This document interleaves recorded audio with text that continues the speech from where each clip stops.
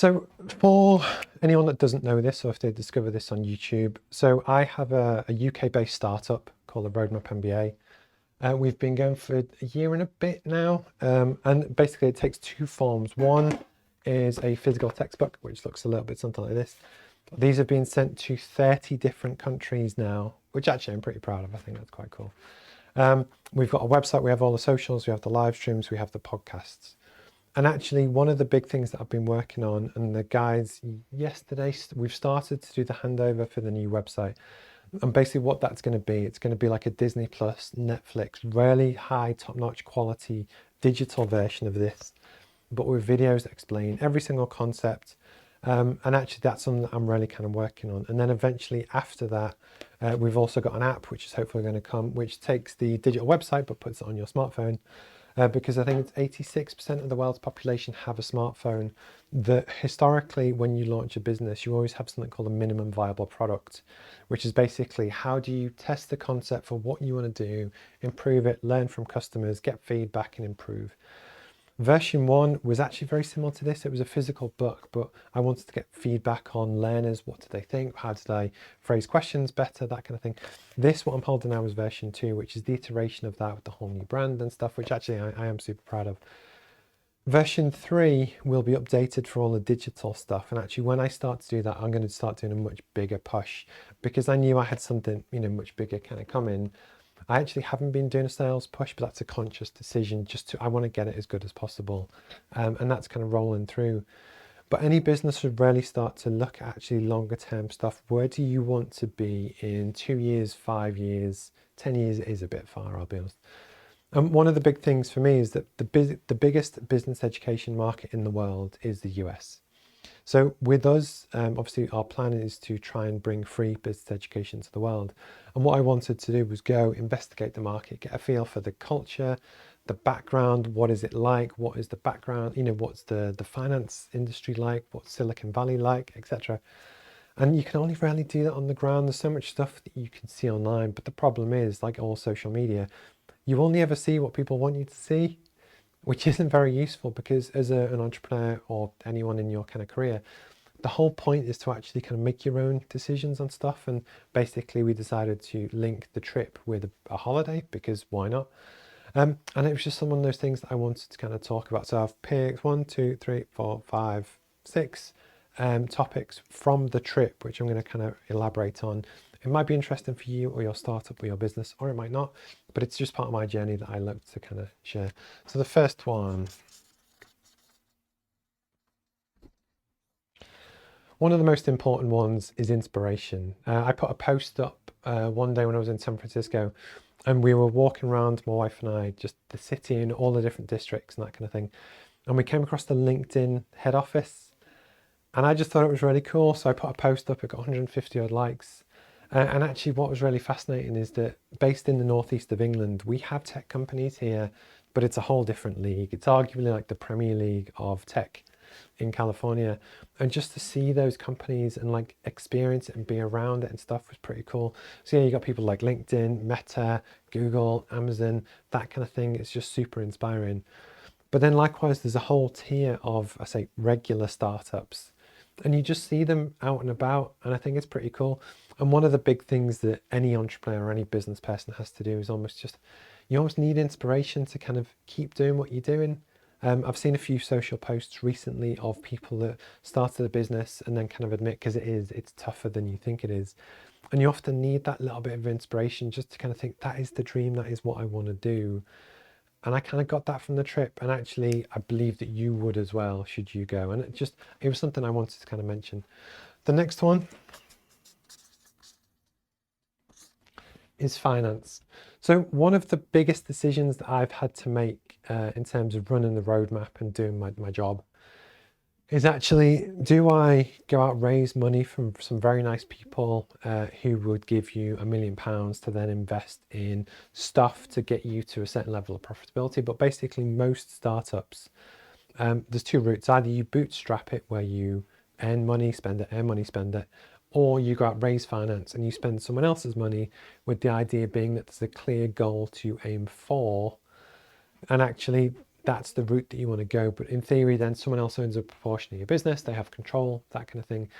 And one of the things I was very conscious of is that we have some great companies and finance companies and that kind of thing in the northeast of England, which is great. But again, if you genuinely wanted to build a global business, why not work with people that have done it before, the really big guys, the VCs that funded Facebook and that kind of thing. And what was really interesting was that, and this is just personal opinion, from the trip, I think the culture in terms of US business is different to how we act often in the UK or Europe, with the prime example being that in the UK, if you take a hire car or a hotel, you pay a set price, it's £200, you know what you get for that, the end. One of the things that we found in America was actually that if you get a hire car, there's a constant upsell all the time. No matter what you do, there's always the extra thing. And then actually in the terms and conditions, if you're a second late, they bill you for a whole extra day. And it's a more commercial way to run, I guess, just business. And it's a different field that actually is a Brit, I didn't particularly like it because I always felt like someone was trying to make money off me all the time. That it didn't feel like it was a two-way transaction of value. As read rightly or wrongly, I've never had that feeling in England. But the reason why that's important in terms of finance for a startup is that I believe that that same culture would follow through. That if I was to go and borrow £2 million or have someone invest £2 million in the business to really help us grow and accelerate, I believe that the same culture would follow through. That I think for one, they would put massive pressure on you to get a return as quick as possible. But almost if you ever slipped up, even the tiniest bit within the terms and conditions, I wouldn't be shocked if they took you out of the business. They used everything they could to kind of get you out to make more money. And it's that gut feel on society and how business culture operates. I might be wrong, I might change it, I might learn more. But that was one of my gut feels, that actually when you look at how everything works from coffee shops and the extra tips and what they expect, and it's just a different way to do business. And actually that's just my kind of view on it. But related to finance is also the costs. That at the moment, I know there's a lot of people talking about inflation, and I spoke about it the last live stream I did, but almost everything you would normally pay for in the UK is twice as expensive in America. So even from a can of Coke to a meal to everything. And that doesn't give you great confidence to really run a lean business, which is my kind of thing. And it's just one of those things I wanted to talk to. Good morning, James. Do I think the Northeast could develop a smaller Silicon Valley with the growing tech sector? Yes, and in theory it already has, but it depends on the company, if that makes sense. And actually one of the prime, it depends on the company and the business and the availability of talent. When I was there, I watched the news and I watched CNBC, and they have the same hiring problem there as we do here. So even if you have a business and a startup that people want to invest in, basically they're struggling to get people, so wages are going to go up. So actually I'm going to jump on to the next one, which was staff anyway. And again, personal opinion, so don't shoot me. But my wife and I, we actually had lunch one day. It was in San Francisco, and it was a Mexican place. But what was quite interesting was that a lot of the startups over there all have branded merch. We saw a lady with an Adobe jacket on, and it was quite cool. That's something I'm going to learn and kind of take on board. So if I ever do build a team, we're going to do that. But what was really interesting in terms of the staff, and especially the labour shortage, there was a table next to us with 4 people on, and they were all kind of mid-20s, early 30s kind of startup employees. And, again, with the cost of living and stuff, a lot of people are switching jobs at the moment. But because of that, for one, they all expect a really high rate. It's almost, for a lot of people, not everywhere, but they expect, oh yeah, because I work at a startup, I want 100 grand a year. But if I get offered 110 somewhere else, I'm going to switch. And it's that lack of brand loyalty. I had a really good chat with a client yesterday to it, loyalty. I would be 100% more comfortable employing people in the northeast of England, or even Europe, I'll be honest, than I would be in a really hot market. So actually the hotbed of talent in California, by its very nature, is a bad place kind of to hire people, just because there's so much competition, and there's no way that you can compete as a new startup on salary costs versus a Google, Amazon, anyone, because they're essentially burning someone else's cash. But actually what these both kind of come down to is trust. Would I have, if my life is based here, if I was based in England, would I have complete trust in the team over there that it would run as efficiently and stuff as I want to and be conservative for cash and stuff?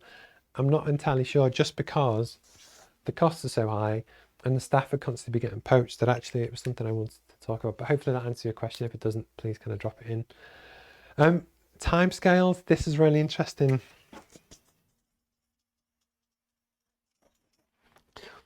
So a major part of my business is this. It's a genuinely live stream. So it's 9:18.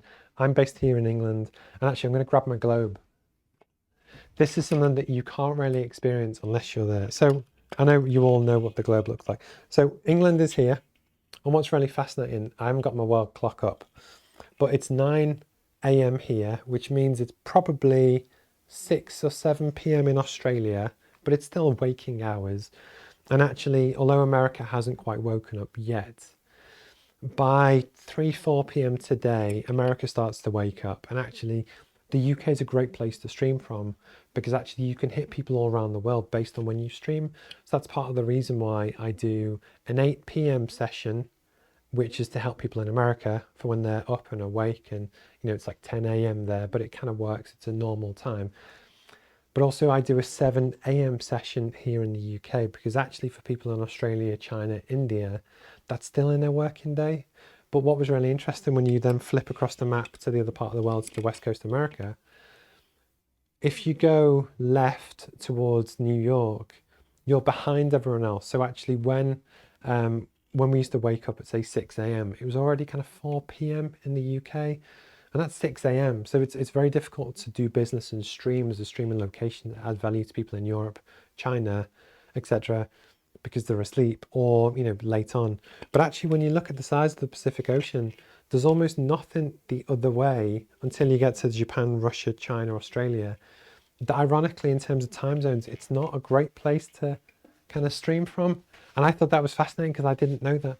But again, almost the whole point of this is a way to have a base that you can talk to your audience at a time which works around their schedule. And actually, you don't get that. And that is unique to streaming type businesses. But actually, I thought it was quite interesting. It might not be to you. One of the other things as well, which was interesting when you watch American adverts, I'm sorry if I'm rambling, but it might be interesting. I was worried that they would want an American teacher, so someone to talk them through, the topics and stuff we cover on the course, which is how to grow a business start to finish and everything involved. And I thought that they would really want someone American to kind of walk them through that. But interestingly enough, when you look a lot at the culture and the adverts and that kind of thing, for some reason, they actually quite like British people, and they seem to trust the accent and the background. So actually what I thought was a potential hurdle, I don't think actually is. But coming back to all of this, based on that, I'm now pretty 99% confident, until things really kind of take off. I don't need another studio. I don't need another base in America. Yes, I might still recruit more presenters for here, which I'm still looking to do. But actually, this is a really good base. So James, going back to your other question about actually, do I think you could build a really good tech hub in the northeast of England? I actually do, for these same kind of reasons. And then the other thing which I wanted to kind of mention as well is on the culture side to things. It's really funny that in America, and again, personal opinion, you have people that are very wealthy. So we went to Beverly Hills and you see the nice cars and Gucci and whichever. And you get people that are very poor, up to the point of homelessness. But there's a huge middle class that, especially with the cost of living increasing, are constantly getting squeezed. And everything is so expensive in America that likewise for that middle class of America, the concept of raising money to go to business school to help you grow and launch a business, it's so out of reach, it's so expensive that I think most people, genuinely, I think 95% of people just couldn't afford to do it. And that's where we come in, that we want to provide that stepping stone that, yes, we can help you launch and grow a business and make a success of it. And if you can then afford to go to Harvard or wherever, do it. It'll be fantastic. But actually that middle ground of regular people, I think there's a massive need for. And that really kind of cemented, I know the demand is there. But interestingly, You know, again, I speak English, but I don't speak any other languages.